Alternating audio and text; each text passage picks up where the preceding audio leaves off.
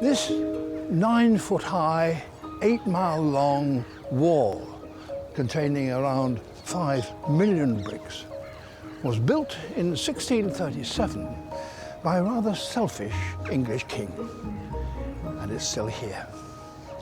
Inside is London's own National Nature Reserve.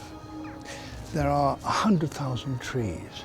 There are spinneys, special woodlands, ponds, streams, and it's home to thousands of different species of animals and plants. Come and explore it with me.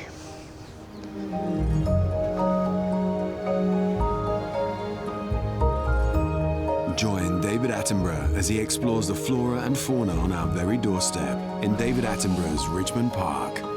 Wednesday at 7 on London Live.